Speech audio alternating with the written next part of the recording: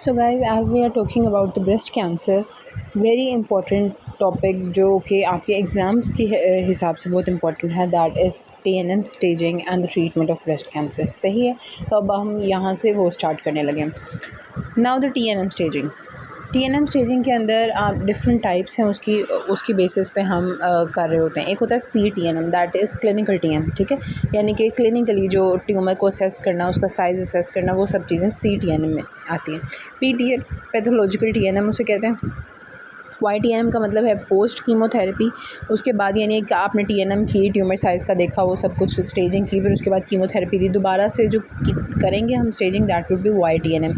Then R is for recurrent tumours. सही है, तो ये बस एक MCQ वगैरह के लिए आ सकता है। अब असल चीज़ ये है, CTNM यानी क्लिनिकली आप ट्यूमर का साइज़ देख रहे हैं 2 × 5 सेंटीमीटर है, तो ये क्या होगा, T1 T2, किस तरह से हम उसको स्टेज करेंगे। सही है, तो TX क्या होता है? TX का मतलब है कि ट्यूमर असेस नहीं हो सकता। कुछ भी रीज़न हो सकती है, ठीक है, कि TX है कि ट्यूमर आपने असेस नहीं किया। कोई भी चीज़ जब असेस नहीं हो सकती तो हम उसके आगे X लिख देते हैं। फॉर एग्जांपल क्लिनिकली मैं बैठी हुई, मैं मेटास्टेसिस असेस नहीं कर पा रही, तो मैं MX लिख दूँगी एज़ कम्पेयर टू 0 लिखूँ या 1 लिखूँ, क्योंकि मुझसे तो असेस ही नहीं ना हुई, तो मैं MX लिख दूँगी। अच्छा, CTNM के अंदर TX का मतलब है कि tumour can not be assessed. Then TIS इसका मतलब है कार्सिनोमा इन सीटू। और यहाँ पे मैं एक बात मेंशन कर दूँ कि TNM स्टेजिंग डोगर में गलत लिखी हुई है, तो अगर आप उस बुक को टैली करें तो वहाँ पे करेक्ट कर लें। मैंने अपनी इन्फॉर्मेशन करेक्ट करके यहाँ पे ऐड की हुई है, ठीक है। So TX is tumour can not be assessed and TIS is carcinoma in situ, ठीक है। इसे पेजेस डिजीज़ भी कहते हैं। और इसके अंदर मैंने आपको बताया कार्सिनोमा इन सीटू दो तरह के होते हैं। एक होता है ductal carcinoma in situ and the second one is lobular carcinoma in situ, ठीक है। तो जो डक्टल कार्सिनोमा इन सीटू है वो आता है TIS में, and lobular carcinoma in situ is not the part of recent जो न्यू गाइडलाइंस है उसके according LCIS is not the part of TNM staging and it is considered as benign tumour, ठीक है। अब जो T1 है, अब यहाँ तक तो हमने कर लिया, TX कर लिया, tumour can not be assessed, TIS that is ductal carcinoma in situ and Paget's disease, तो ये हमारे पास हो गया। फिर LCIS आपको बता दिया कि ये पार्ट ऑफ TNM कंसीडर ही नहीं होता। अब प्राइमरी ट्यूमर है, यानी ट्यूमर आपको पैल्पेबल है, फील हो रहा है और इसका साइज़ होगा कुछ। DCIS तो वो डक्स वगैरह के अंदर ही है, बेस मेम्ब्रेन को उसने इन्वेड ही नहीं अभी किया हो। T1 का मतलब है साइज़ लेस देन और इक्वल टू 2 सेंटीमीटर्स। अगर 2 सेंटीमीटर का ट्यूमर है that would be T1, equal to और लेस देन 2 सेंटीमीटर्स। सही, tumour of 2 centimetre would be T1। फिर T1 मैंने आपको बताया primary tumour size less than और इक्वल टू 2 सेंटीमीटर्स।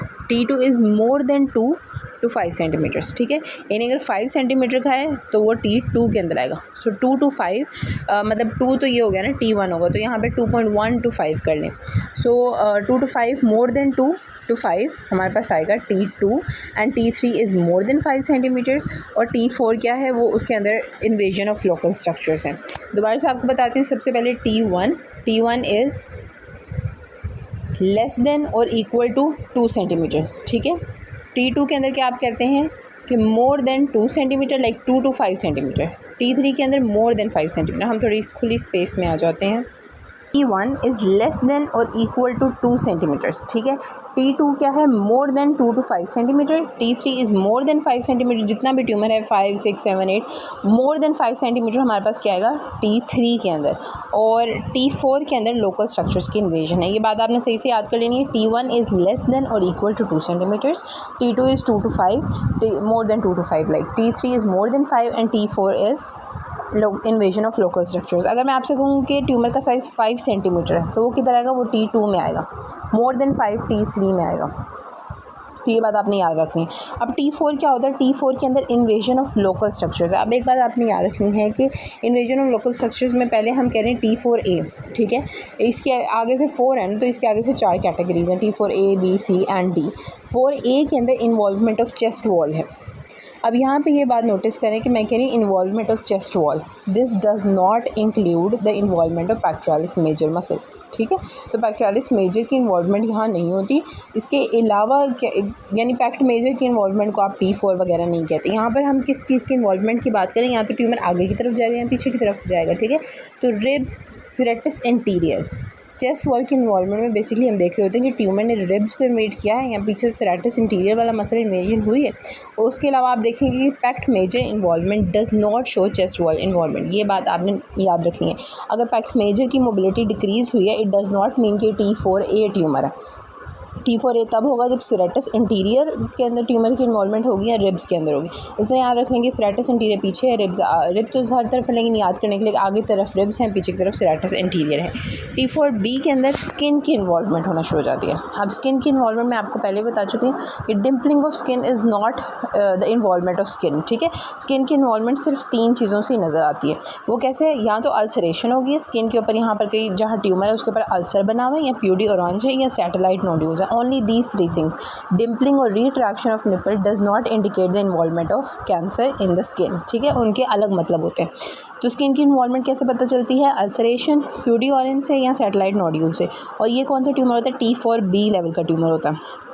T4C का मतलब है कि सेरेटस इंटीरियर भी इन्वॉल्व हो गया, रिब्स भी इन्वॉल्व हो गई और साथ स्किन भी इन्वॉल्वमेंट होगी। ठीक है, तो that would B T4C। 4A और 4B को मिला दिया। और 4D is the inflammatory breast cancer. ये मैंने आपको पहले बताया कि इसका प्रोग्नोसिस बहुत बुरा होता है, एंड दैट इज़ T4B। तो TNM स्टेजिंग को हम डिस्कस करें और उसके अंदर T कॉम्पोनेंट को स्टार्ट किया हुआ है। ठीक, तो T कॉम्पोनेंट के अंदर सबसे पहले हमने क्या देखा? TX का मतलब है कि ट्यूमर आप असेस ही नहीं कर सकते। Then TIS tumour in situ या कार्सिनोमा इन सीटू। इसके अंदर डक्टल कार्सिनोमा इन सीटू या इसे हम पेजेट्स डिजीज़ कहते हैं। It does not involve LCIS। इसके बाद प्राइमरी ट्यूमर है, उसको T1, 2, 3 एंड 4 तक हमने किया। T1 में क्या है? Less than and equal to 2 centimetres. ठीक है, T2 के अंदर क्या है? कलर चेंज करते रहते हैं। T2 is more than 2 to 5 centimetre. सही है।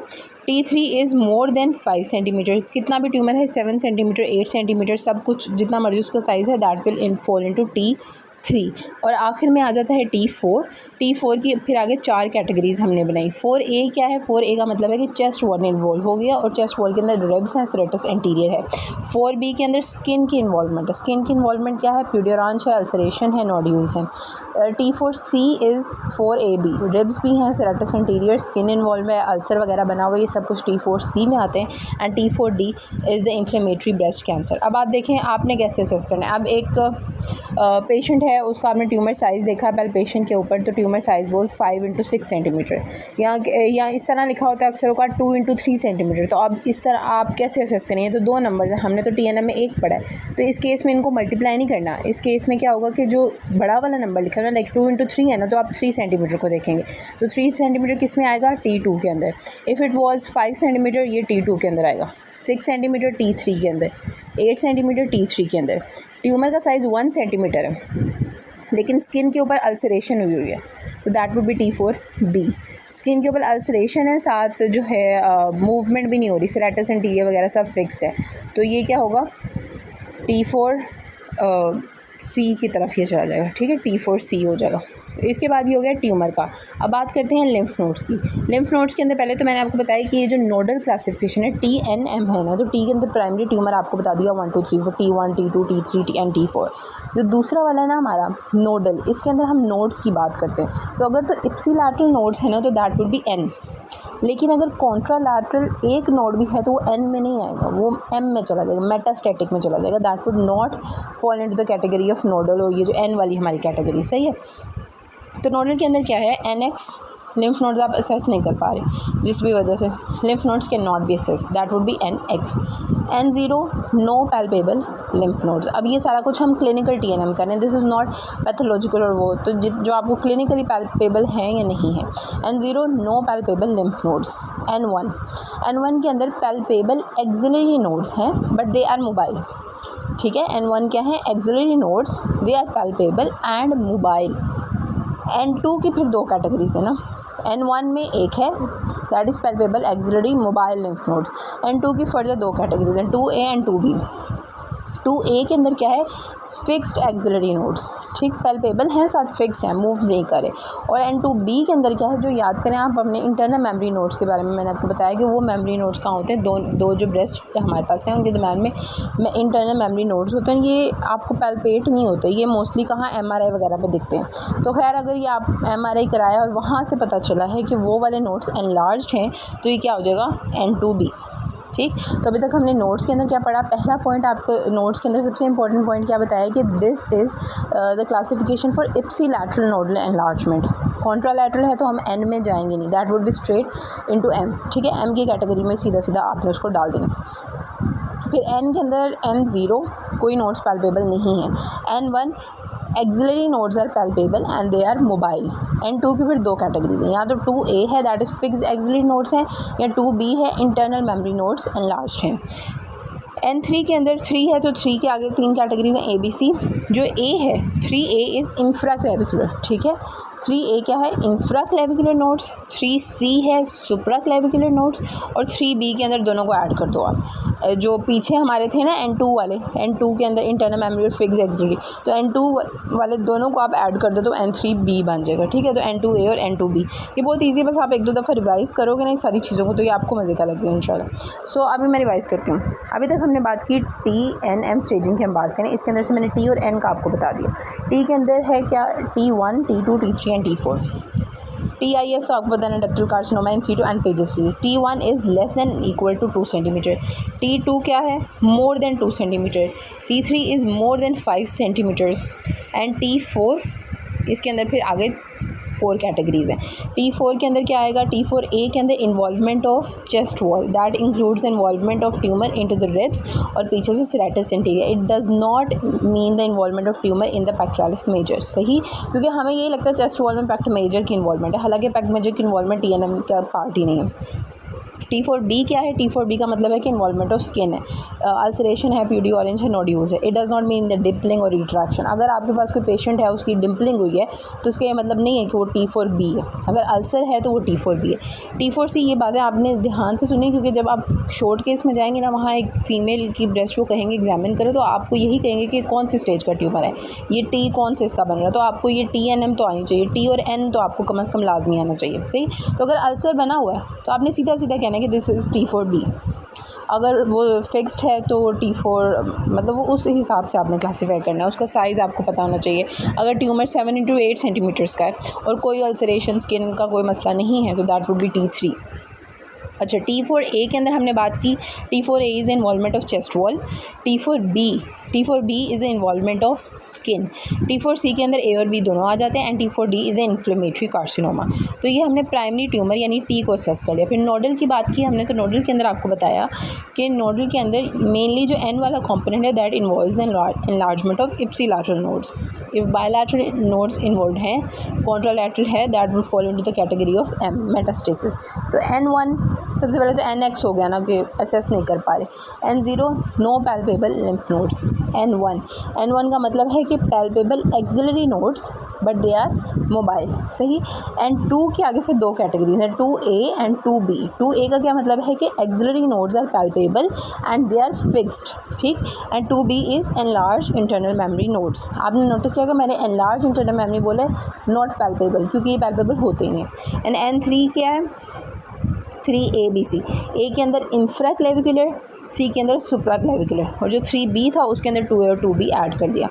अच्छा जी, तो आगे क्या वो कह रहे हैं कि only for the ipsilateral nodes even one contralateral node indicates metastasis, सही। अब मेटास्टेसिस के अंदर क्या है, MX असेस नहीं आप कर सकते, और जैसे क्लिनिकली आप खड़े हैं पेशेंट की शॉर्ट केस के अंदर एग्जामिनेशन किया सब कुछ, तो मेटास्टेसिस असेस सिर्फ इतनी कर सकते हैं कि कॉन्ट्रालैटरल नोड इन्वॉल्व है कि नहीं। इससे ज़्यादा हम ये नहीं देख सकते कि लंबर वर्टिब्रा इन्वॉल्व हैं कि नहीं, क्योंकि वो सबसे कॉमन बोनी मेटास्टेसिस है। लिम्फेटिक हम देख सकते हैं clinically but not the haematogenous spread. M0 no metastasis, M1 is metastasis is present in this disease. So that's about TNM. अब अगली बात ये है कि आप पेशेंट को ये तो नहीं बताते कि आपको T1 है N0 है, इस तरह की डिजीज़ है। आप तो पेशेंट को एग्जैक्ट डायग्नोस करके बताते हैं आपको स्टेज 1 है, स्टेज 2 है। तो how do we convert this TNM into stage 1 and 2। लेकिन उससे पहले आपको ये पता होना चाहिए कि ब्रेस्ट कैंसर के लिए ज़्यादा जो ट्रीटमेंट मेथड है, जिस तरह बेले में आज जितनी भी एडवांस ट्रीटमेंट है ना ब्रेस्ट कैंसर की, वो स्टेज 1-2 के अकॉर्डिंग नहीं होती। उसको हमने बल्कि उसका एक नया सिस्टम बनाया हुआ है, that is early, locally advance and metastatic. तो ये मैं आपको बताती हूँ कि किस तरह से हम डिवाइड करते हैं। उससे पहले एक दफ़ा जो अभी तक TNM पढ़ी उसकी एक रिवीजन या फिर उसका एक छोटा सा एक क्विज़ देख लेते हैं। अब आपने बतानी है TNM इसकी बतानी है कि अगर peau d'orange is present, peau d'orange present है तो that would be T four B because it indicates the involvement of skin. Node का मैंने नहीं बताया हुआ तो एन एक्स हो जाएगा इसके अंदर, और एम एक्स, ठीक है। Ulceration of skin over the lump के ऊपर स्किन की अल्सरेशन है, again it would be T four B. Satellite nodules present हैं, T four B. Contralateral to mobile axillary nodes palpable, आपको कुछ नहीं बताया, बस इतना बताया कि ट्यूमर लेफ्ट साइड पर था लेकिन 2 एक्सरे नोड्स राइट साइड पर आपको पैल्पेट हो गए, तो इसका क्या मतलब है कि that is metastatic disease M1 है, सही है। 2 × 3 सेंटीमीटर ट्यूमर, टी क्या हो जाएगा, T2 होगा, ठीक है। No nodes palpable, N0 sorry, T2 N0, MX होगा क्योंकि मेटास्टेसिस आपको बताई नहीं। इंटरनल मेमोरी नोड्स का क्या मतलब है, 2B। Fix axillary nodes that is 2A, तो 2B और 2A जब दोनों होते हैं तो इसको हम 3B कहते हैं, ठीक है। 5 × 8 सेंटीमीटर, मैंने आपको कहा था आपने इनको मल्टीप्लाई वगैरह नहीं करना, जो बड़ा वाला है आपने उसको देखना है। तो 8 सेंटीमीटर का क्या मतलब है, that is T3 tumour. No nodes palpable, N0। Palpable infra clavicular nodes, अगर इंफ्रा क्लेविकुलर नोड्स पैल्पेबल हैं तो ये क्या हो जाएगा, N3A, ठीक है। तो इंफ्रा क्लेविकुलर में N3A है, सुप्रा क्लेविकुलर N3C है, और दोनों को मिला दो जो 2 वाले हैं दैट वुड बी N3B। अब अच्छा जी, तो अब हमने डिस्कस कर लिया कि TNM स्टेजिंग क्या होती है, टी का आपको बता दिया। एक छोटी सी रिवीजन करेंगे, कोई साफ स्लाइड थोड़ी सी इधर, हम एक दफ़ा हल्का सा मैं रिवाइज़ करूँगी फिर हम स्टेजिंग की बात करेंगे। TNM के अंदर टी क्या है, T1 2 3 4, T1 is less than और equal to 2 centimetre, T2 and T3, T2 के अंदर मोर देन 2 5 है, एंड T3 के अंदर मोर देन 5 है, एंड T4 के अंदर 4A B C D है, A के अंदर चेस्ट वॉल की इन्वॉल्वमेंट है, B के अंदर स्किन इन्वॉल्वमेंट, C के अंदर 4A एंड B दोनों, एंड D के अंदर इन्फ्लेमेटरी कार्सिनोमा। नोड्स की अगर हम बात करें तो नोड्स का आपको बताया कि N1 के अंदर इप्सिलैटरल एक्सरे नोड्स हैं जो कि मोबाइल हैं, एंड 2AB क्या है, 2A के अंदर फिक्स एक्सरे नोड्स हैं, 2B के अंदर internal mammary nodes enlarge हैं, and 3A is infraclavicular, 3B is both 2A and B, and 3C is supraclavicular. तो यहाँ तक तो आपको बात होगी, लेकिन आप पेशेंट को क्या ये बताते हैं कि आपको T1 है, N2 है, M0 है, इस तरह तो नहीं बताते। हम तो पेशेंट को कहते हैं आपको स्टेज 1 डिजीज़ है, आपको स्टेज 2 है, स्टेज 4 कैंसर है, इस तरह की बात करते हैं ना। तो ब्रेस्ट कैंसर के अंदर ये स्टेज 1 2 की बजाय एक और टर्म यूज़ की जाती है, जब बेले में उसने ट्रीटमेंट इसी तरीके से लिखी है, और टीचर्स भी इस तरह ही बताते हैं हमें कि अर्ली डिजीज़ है, लोकली एडवांस्ड है या मेटास्टेटिक है, ठीक है। सो ट्रीटमेंट ब्रेस्ट कैंसर की किस तरीके से हम स्टेजिंग करते हैं, अर्ली स्टेज है, लोकली एडवांस्ड है और मेटास्टेटिक है। अगर आप फिर भी स्टेज 1 2 करना चाहते हैं तो अर्ली स्टेज को स्टेज 1 और स्टेज 2 भी कहते हैं, ठीक है। Locally advanced is stage 3 and metastatic is stage 4। So the cancer can be stage 1 and 2 which is early, ठीक है। Early stage, stage 3 is locally advanced and stage 4 is metastatic disease. तो इसके अकॉर्डिंग हम ट्रीटमेंट करते हैं। अब देखो metastatic तो इजी है कि टी कुछ भी हो, एन कुछ भी हो, एम अगर 1 है यानी आपको कुछ नहीं पता लेकिन आपको कॉन्ट्रालैटरल एक नोड मिल गया, that would be advance metastatic disease, ठीक है। तो इसको क्लासीफाई करना इजी है कि any T any N metastatic 1 that is metastatic advance disease. Early stage का आपको कैसे पता चलेगा, इट इज़ T1 T2 साथ नोड्स N0 M0, इसके अलावा T1 T2 के साथ N1 इस तरह भी हो सकता है, यानी कि ट्यूमर आपका 1 तक ही है, जो ट्यूमर है वो यहाँ तो T1 है या T2 है, उसके साथ नोड्स आपके कुछ भी हो सकते हैं, N1 2 इससे ज़्यादा नहीं, 2 तक, ठीक है। N1 हो सकता है या N2 हो सकता है। सो अर्ली स्टेज क्या होगा कि ट्यूमर का साइज़ 5 सेंटीमीटर से छोटा है, बिकॉज इट्स लाइक T2 तक है, ठीक है। 5 सेंटीमीटर से ट्यूमर छोटा है, नोड्स पैल्पेबल नहीं है, अगर पैल्पेबल हैं भी तो वो N1 या N2 के लेवल पर है, N3 के लेवल पर नहीं है, दैट इज़ अर्ली स्टेज या स्टेज 1 और 2 ऑफ द ब्रेस्ट कैंसर। दूसरी होती है लोकली एडवांस्ड, इसके अंदर इसको हम स्टेज 3 भी कहते हैं। स्टेज 3 के अंदर क्या होता है कि T3 है, ठीक है, N1 है और anything worse than that. T3 और N1 से ट्यूमर मतलब कम है, बेहतर है, छोटा है, तो that would B early. T3 and N1 और anything worse than that is locally advance disease, ठीक है। T3 N1 M0, M तो ज़ीरो होगा ना, T3 है N1 है, T3 के साथ N2 है, T4 है, ठीक है, कोई नोड्स नहीं पैल्पेबल, बस स्किन की इन्वॉल्वमेंट है, ये लोकली एडवांस है। इसके अलावा अगर सिर्फ N3 है कोई टी आपको नहीं पता, एम नहीं पता, बस N3 के लेवल पर पहुंचा हुआ, दैट इज़ लोकली एडवांस। तो ये 3-4 फैक्टर होते हैं कि T3 के साथ N1 है, T3 के साथ N2 है, या T4 है, या N3। इस तरह की जब भी कोई सिचुएशन हो उसे हम लोकली एडवांस डिजीज़ कहते हैं या स्टेज 3 कहते हैं। अब आप आगे एग्जाम्पल से करेंगे तो आपको समझ आ जाएगी। अभी देखिए प्यूडी ऑरेंज है, प्यूडी ऑरेंज का क्या मतलब है, स्किन इन्वॉल्व होगी, दैट इज़ T4B। मैंने आपको कुछ नहीं बताया नोड्स वगैरह का, सिर्फ T4B का आपको बताया। बेशक नोड 0 है, मेटास्टेटिक 0 है, तो इस सिर्फ प्यूडी ऑरेंज को देख के आपको क्या पता चलेगा, that is stage 3 locally advance disease. ठीक है, अल्सरेशन ऑफ स्किन है, ये भी locally advance stage 3। Satellite nodules, involvement of skin T4B locally advance disease stage 3। यहाँ तक आपको पता चल गया। कॉन्ट्रालैटरल 2 मोबाइल नोड्स पैल्पेबल, अब इसमें आपको कुछ नहीं पता T क्या है, N क्या है, बस आपको पता है कि M1 है, तो दिस इज़ एडवांस डिजीज़। फिर उसके बाद T2 × 3 सेंटीमीटर का ट्यूमर है, तो क्या हो गया, T हमारे पास हो गया, T वुड बी 2, T2 हो गया, नो नोड्स पैल्पेबल, N0, तो T2 N0 क्या हो गया, early disease stage 1। Internal mammary nodes क्या होते हैं, N2B। ठीक है, फिक्स एक्सिलरी नोड्स क्या हो जाएंगे, N2A, तो N2B और 2A दोनों प्रेजेंट है, तो इसको हम क्या कहते हैं, N3B।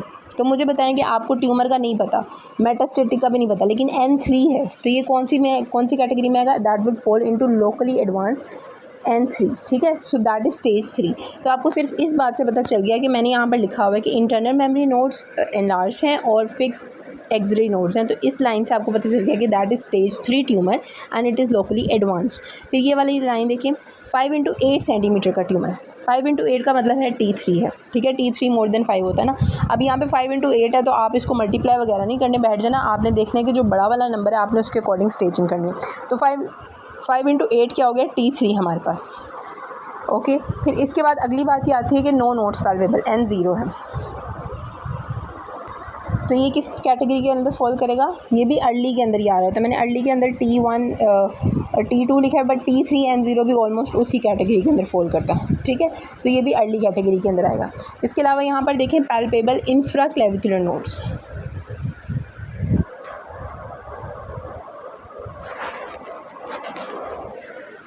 Palpable infraclavicular nodes, infraclavicular nodes किस वाली कैटेगरी के अंदर हमने रखे हुए, N3A। तो अब मुझे बताएं N3 किसके अंदर आता है, T का नहीं आपको पता, M का नहीं पता, बस N3 है, तो इसका मतलब है कि ये लोकली एडवांस स्टेज 3 है। तो ये सारी एग्जांपल्स आप ज़रा बैठ के इस पर ज़रा गौर व फिक्र करें, तो ये आपको समझ आ जाएगी। जो आपको पेपर में सिनेरियो आता है ना, उस तरह का लिखा होता है कि फॉर एग्जाम्पल मैं आपको सिनेरियो बता देती हूँ ताकि आपको उससे पता चले कि किस तरह इसको सॉल्व करना है। एक फ़ीमेल प्रेजेंट की है आपके पास, OPD में फ़र्स्ट टाइम अपना चेकअप कराने आई है, 5 × 8 सेंटीमीटर का ट्यूमर है।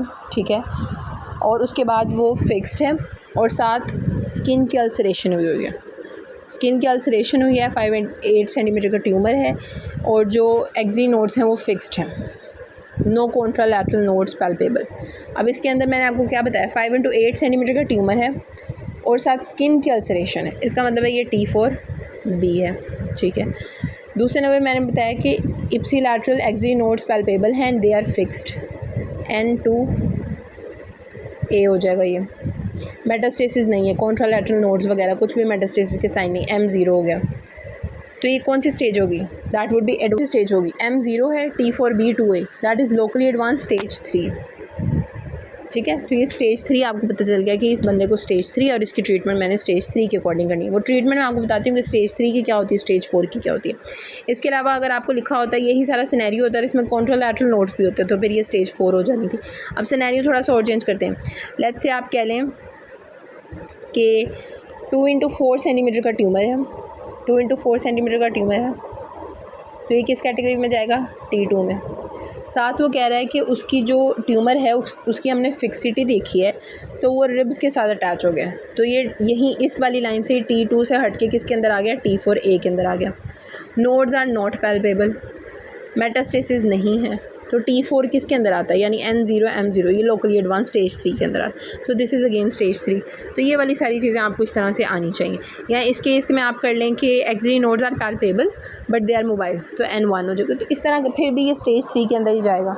इसके अलावा आप एक और हम सिनेरियो करते हैं कि 2 × 2 सेंटीमीटर का ट्यूमर है, 2 सेंटीमीटर का ट्यूमर है, no nodes are palpable, no involvement of skin, इस तरह का कुछ भी नहीं है, तो ये क्या हो जाएगा सीधा सीधा equal to 2 centimetre, that would be T1, N0 and M0। तो ये सीधी सीधी आपके पास अर्ली स्टेज या स्टेज 1 हो जाएगी। तो ये आपको स्टेजिंग बहुत अच्छी आनी चाहिए, इसकी आप प्रैक्टिस करें, सब कुछ करें। नेक्स्ट वीडियो में हम ट्रीटमेंट ऑप्शंस की बात करें।